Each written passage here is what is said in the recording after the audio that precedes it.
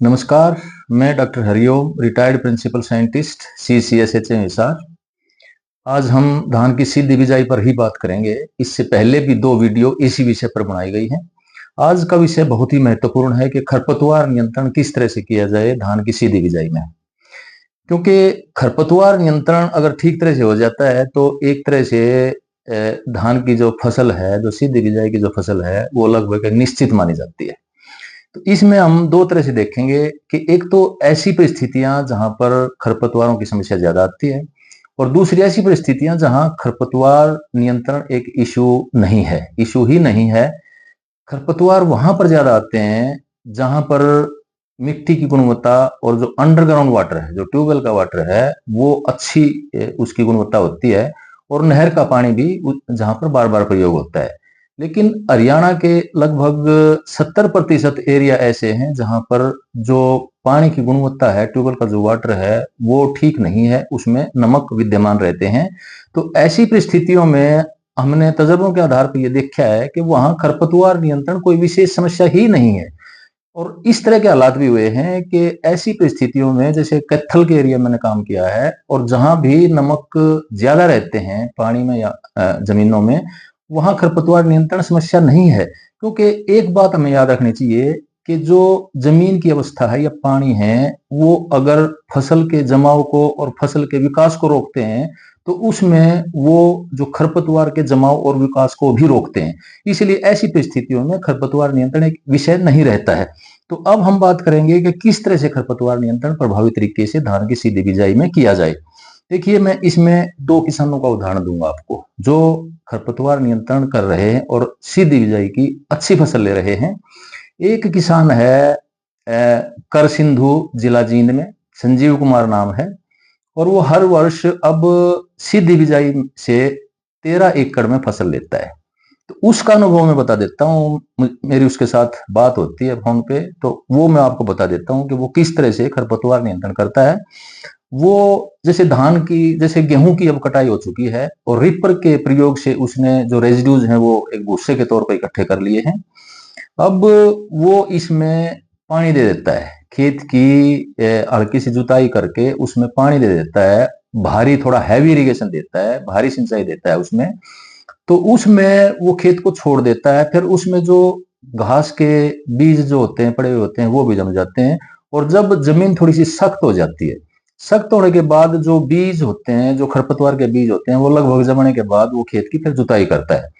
वो इस तरह से दूसरी, इसमें अगर और भी अच्छी तरह से खरपतवार नियंत्रण करना होता है तो दूसरी बार भी उसमें पानी दे देता है, क्योंकि समय अभी होता है उसकी धान की सीधी बिजाई में। तो दूसरी बार जब पानी देता है तो जो बाकी कुछ बचे हुए और भी खरपतवारों के बीज होते हैं मिट्टी में, वो भी जम जाते हैं। और उसके बाद क्या करता है, वो बिजाई से जब खेत वत्र पे आ जाता है तो उसकी वो जुताई कर देता है। और जुताई भी वो शाम के वक्त करता है, क्योंकि अगर गर्मी में खेत की जुताई करते हैं तो उसमें जो खेत का जैविक कार्बन है उसका नुकसान होने की संभावना बनी रहती है। तो वो जब जुताई करता है तो उसके बाद खेत को जब उसे बिजाई करनी होती है ड्रिल से, तो उससे 2-3 दिन पहले अपनी एक व्यवस्था के अनुसार वो उसमें लेजर लेवलिंग करता है।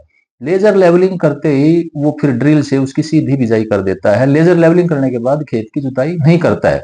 ये किसान ऐसा है कि इसको खरपतवार की कोई समस्या नहीं आ रही है। लेकिन एक बात मैं बताना चाहूंगा कि ऐसा किसान है, ये एक बार इसमें स्टॉम्प का प्रयोग करता है घास के कंट्रोल के लिए। अब मैं दूसरे किसान का उदाहरण देता हूं, जो बात्ता गांव कैथल में है। यहाँ जो पानी की जो परिस्थिति है, वो उसमें नमक की मात्रा काफी मात्रा में है, जो ईसी है वो भी ज्यादा है, और जो इसकी जो पीएच है वो भी ज्यादा रहती है। तो ये क्या करता है कि गेहूं की कटाई के बाद ये खेत में ढैंचा की बिजाई कर देता है। तो ढैंचा की बिजाई करने के बाद इसका मकसद ये होता है कि ये नहीं होता है कि इसको बहुत बड़ा ढैंचा चाहिए, क्योंकि ये हर पानी में जैसे जीवामृत का प्रयोग करता है। किसान कहता है कि मुझे जी 1 फुट से 2 फुट का भी ढैंचा मिल जाता है तो उसमें मेरा काम चल जाता है, क्योंकि ये प्राकृतिक खेती करता है, ये रसायनों का प्रयोग नहीं करता है। जैसे मैंने पहला उदाहरण दिया, वो वीड कंट्रोल के लिए रसायन का प्रयोग करता है, लेकिन ये किसान रसायनों का प्रयोग बिल्कुल नहीं करता है, प्राकृतिक खेती करता है। तो ये उसमें ढैंचा बो देता है। ढैंचा बोने के बाद जब इसे बिजाई करनी होती है तो इसको सूखे में जमीन में मिला देता है। सूखे में जमीन में मिला करके खेत की लेजर लेवलिंग करता है, ये भी उसी प्रकार से। क्योंकि इसमें फायदा ये है कि दोनों हालातों में क्या है कि पहले किसान ने जो 2 सिंचाई दी थी उसमें जो खेत में खरपतवार के बीज पड़े हुए थे वो जम गए थे। इसमें जैसे ढैचे में भी ये 2-3 या 4 पानी देता है तो उसमें भी खरपतवार के जो बीज खेत में पड़े होते हैं वो जम जाते हैं, नंबर 1 बात। नंबर 2 बात, जो ढैंचा होता है कोई जरूरी नहीं कि ये ज्यादा बड़ा करता है इसको। ये किसान कहता है कि मुझे 1 से 1.5 फुट या 2 फुट तक भी ढैंचा मिल जाता है, तो मेरा मकसद ये होता है कि इसमें जीवाणुओं के लिए भोजन देना होता है। और इसमें प्राकृतिक कंडीशन में ये होता है कि इसका 1 से 2 फुट जब हो जाता है तो उसमें भी जड़ों के ऊपर नोडुलेशन हो जाता है, यानी कि नाइट्रोजन फिक्सेशन हो जाती है, क्योंकि प्राकृतिक खेती इसको फेवर करती है। तो ये किसान हर पानी के साथ जो ढैंचा में जब पानी देता है तो उसमें 1 से 2 ड्रम ये जीवामृत के भी दे देता है, जिससे जीवाणुओं की और केंचुओं की जो परिस्थिति है वो भी अच्छी हो जाती है, इनकी मल्टीप्लिकेशन भी फास्ट हो जाती है। तो ये 2 किसान क्या करते हैं कि इसमें एक तो दोनों ये किसान है कि या तो भारी सिंचाई देते हैं शुरू में, या 2-3 बार या 4 बार इसमें ढैंचे में जैसे सिंचाई करता है किसान। और ढैंचे में जैसे दोनों ही परिस्थितियों में जो खरपतवार के बीज होते हैं जमीन के अंदर, खेत के अंदर, वो जम जाते हैं फसल से पहले ही, और बाद में वो कम तंग करते हैं, फिर उसमें उनका प्रकोप भी कम होता है, इन्फेस्टेशन कम होता है। अब अगर कुछ और बातें मैं आपको बताऊं, इनका भी आप ध्यान कर लेंगे तो हो सकता है किसी भी परिस्थिति में आपको दवाई की जरूरत ही ना पड़े घास के नियंत्रण के लिए।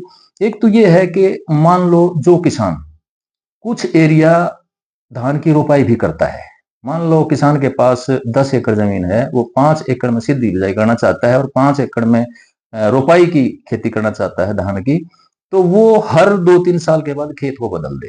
क्योंकि खेत में जब बदली होती है तो जो बीज होते हैं, जो खरपतवार के बीज धान की सीधी बिजाई करने की वजह से जो पनपते हैं, उनके बीज सेड होते हैं, और जब 2-3 साल के बाद 1 साल के लिए खेत को बदलता है, उसमें रोपाई करता है, उसमें पडलिंग करता है, तो उसमें जो बीज पड़े हुए होते हैं वो जमते नहीं है, क्योंकि उस परिस्थिति में जो रोपाई की फसल होती है उसमें पानी मेंटेन करता है और पडलिंग भी होती है, जिसमें खरपतवारों का बहुत कम जमाव होता है, और 1 साल के लिए उसमें जो बीज होते हैं उनका निर्माण रुक जाता है। वो बीज की सिंथेसिस नहीं होती है, इसलिए वो झड़ते भी नहीं है, और अगले 2-3 साल के लिए फिर आप खेत में सीधी बिजाई के लिए जा सकते हैं। इसके अलावा जैसे आप वत्तर बिजाई करते हैं, वत्तर बिजाई में क्या होता है कि इसमें आप खेत को तैयार करके सीड ड्रिल से बिजाई करते हैं, और जब इसमें शुरू में जब बिजाई कर देते हैं तो उसके बाद लगभग 2 से 3 सप्ताह के बाद इसमें पहली सिंचाई दी जाती है, जिसकी वजह से जो खरपतवार का जमाव कम होता है। और जब 2 से 3 हफ्ते हो जाते हैं तो जो फसल है उसका अगर जमाव भी अच्छा है तो उसमें खरपतवार की समस्या वैसे ही 40-50% कम हो जाती है। कोई भी फसल लें आप, अगर पौधों की संख्या ठीक है, जमाव अच्छा है, उचित है, तो उसमें खरपतवारों की जो समस्या वो काफी हद तक कम हो जाती है। तो इसमें क्या है कि जैसे आप लेजर लेवलिंग करते हैं, लेजर लेवलिंग बहुत जरूरी है धान की जो सीधी बिजाई है इसकी सफलता के लिए। तो लेजर लेवलिंग जरूर करें, क्योंकि लेजर लेवलिंग करने से खेत में जमाव अच्छा हो जाता है। और लेजर लेवलिंग करने के बाद ये ध्यान रखें कि खेत की दोबारा जुताई ना करें, क्योंकि ऊपर जो जमीन है वो सख्त हो जाती है, और सख्त जमीन में जब सीड ड्रिल से आप बिजाई करते हैं तो उसमें बीज ज्यादा गहरा नहीं जाता है, ऊपर ही रह जाता है, उसके ऊपर मामूली सी मिट्टी आ जाती है और उसमें जमाव लगभग निश्चित हो जाता है आपका। और जब जमाव निश्चित हो जाता है किसी भी फसल का तो उसमें खरपतवारों की जो संख्या है वो काफी हद तक कंट्रोल हो जाती है। तो इसमें ये कुछ बातें जो मैंने बताई, अगर आप इनका ध्यान रखेंगे, चाहे आप प्राकृतिक खेती करते हैं चाहे आप नहीं करते हैं, तो उसमें जो खरपतवारों की समस्या है कम से कम वो आपको तंग नहीं करेगी, वो फसल की बढ़वार में रुकावट नहीं बनेगी। और जो पैदावार आप विशेष तौर पे जहां भी नमक की समस्या है जमीनों में या पानी में, तो वहां पर तो निश्चित तौर पर ये मेरा अनुभव है कि निश्चित तौर पर धान की सीधी बिजाई बहुत ही कामयाब है। ये हो सकता है कि जहां वाटर क्वालिटी अच्छी है या जमीन की क्वालिटी अच्छी है, वहां मैं कह सकता हूं कि वहां खरपतवार नियंत्रण अगर नहीं हुए हैं तो वहां सफलता सीधी बिजाई की संदिग्ध हो जाती है। लेकिन जहां भी नमक की मात्रा है पानी में या जमीनों में, तो वहां खरपतवार की वैसे ही समस्या कम हो जाती है। मैं कहता हूं कोई इश्यू ही नहीं है। इस जो वीडियो में जो पहले थंबनेल के नीचे जो फोटो दिया गया है ये कैथल केवीके का है, और इसमें आप देखेंगे कि वहां पर नमक दोनों तरह के विद्यमान रहते हैं पानी में, सोल्यूबल भी और इनसोल्यूबल भी, यानी कि घुलनशील नमक भी है और अघुलनशील नमक भी है। तो इसमें आप देखेंगे कि हमें इसमें घास के कंट्रोल के लिए दवाई का प्रयोग करने की भी जरूरत नहीं पड़ी और इसमें आप निश्चित तौर पे एक बिना दवाई के प्रयोग के ही धान की सीधी बिजाई सफलतापूर्वक ले सकते हैं। नमस्कार।